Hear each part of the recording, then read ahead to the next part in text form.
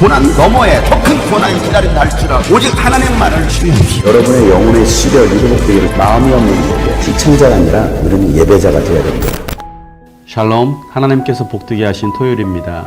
이날도 주님의 말씀으로 힘을 얻고 성령의 인도받는 복된 날이 되기를 간절히 소망합니다. 함께 나눌 말씀은 이사야서 37장 21절부터입니다.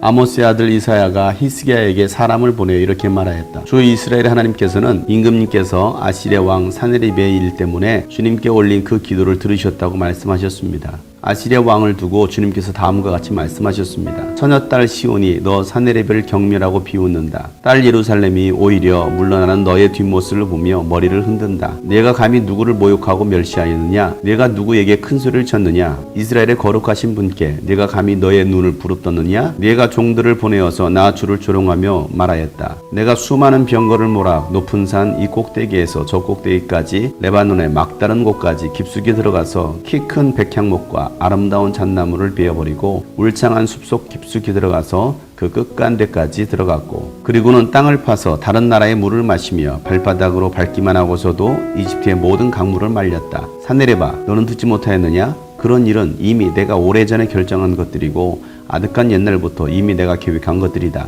이제 내가 그것을 이루었을 뿐이다. 그래서 내가 견고한 요새들을 돌무더기로 만들고 여러 민족의 간담을 서늘하게 하고 공포에 질리게 하고 부끄럽게 하였다. 민족들은 초목과 같고 자라기도 전에 말라버리는 풀포기나 지붕 위의 잡초와 같았다. 나는 다 알고 있다. 내가 안고 서는 것, 내가 나가고 들어오는 것, 내가 나에게 분노를 품고 있는 것도 나는 모두 다 알고 있다. 내가 나에게 품고 있는 분노와 오만을 이미 오래전에 내가 직접 들었기에 내가 너의 코를 갈고리로 꿰고 너의 입에 재갈을 물려 내가 왔던 그 길로 너를 되돌아가게 하겠다. 히스기야 임금님, 주님께서 임금님께 다음과 같은 증거를 보이실 것입니다. 금년에는 백성이 들에서 저절로 자라난 곡식을 먹고 내년에도 들에서 저절로 자라난 곡식을 먹을 것입니다. 그러나 그 다음 해에는 백성이 씨를 뿌리고 곡식을 거둘 것이며 포도밭을 가꾸어서 그 열매를 먹을 것입니다. 유다 사람들 가운데서 난을 피하여 살아남은 사람들이 다시 땅 아래로 깊이 뿌리를 내리고 위로 열매를 맺을 것입니다. 남은 사람들이 예루살렘에서부터 나오고 환난을 피한 사람들이 시온산에서 나올 것이다. 만군의 주님께서 정열을 가지고서 이 일을 이루실 것이다. 그러므로 아시리아 왕을 두고 주님께서 이렇게 말씀하십니다. 그는 이 도성에 들어오지 못하며 이리로 활도 한번 쏘아보지 못할 것이다.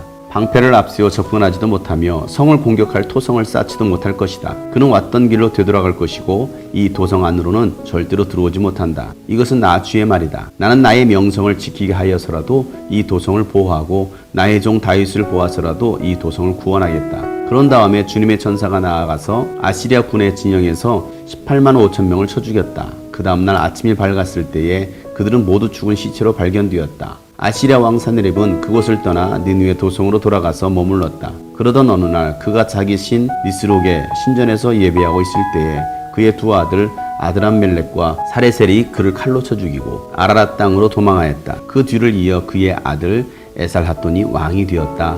아멘. 아시리아 왕 사네립이 후퇴하면서 히스기야 왕의 편지를 쓰면서 조롱합니다. 하나님을 비방합니다. 그 말을 들었던 히스기야 왕은 낙심이 찾아왔고 사네립의 비방의 소리를 듣고 그가 했던 것은 하나님을 향하여 엎드리는 것이었습니다. 성전에 올라가 하나님께 기도하고 또한 선지자 이사야에게 자문을 구했습니다.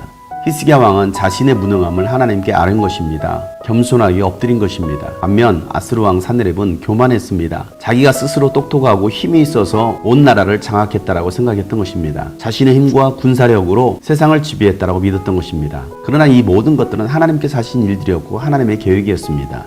하나님의 계획을 하나님께서 시행하신 것뿐입니다. 주변 나라들을 아수르 사네립에게 주신 것도 하나님께서 그렇게 하신 것이었습니다. 하나님은 역사를 이끌어 가시는 분이십니다. 그럼에도 불구하고 사네립은 교만했습니다.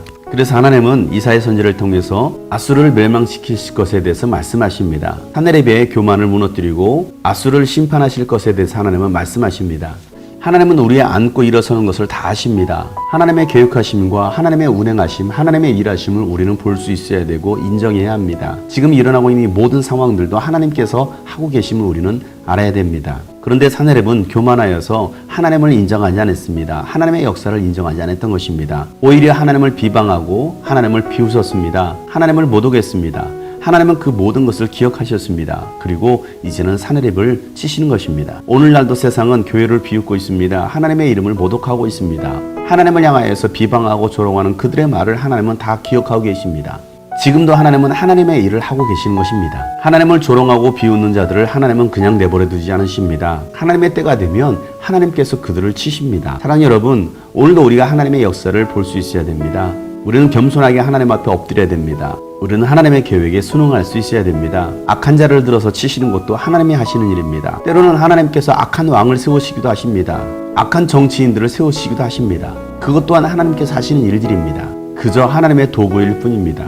자기가 똑똑해서 자기가 잘나서 한 줄로 착각해서는 안 됩니다. 오늘 우리도 마찬가지입니다. 우리는 겸손히 하나님의 일하신 그리스도의 주재권을 인정할 수 있어야 됩니다. 이것이 하나님의 열정입니다.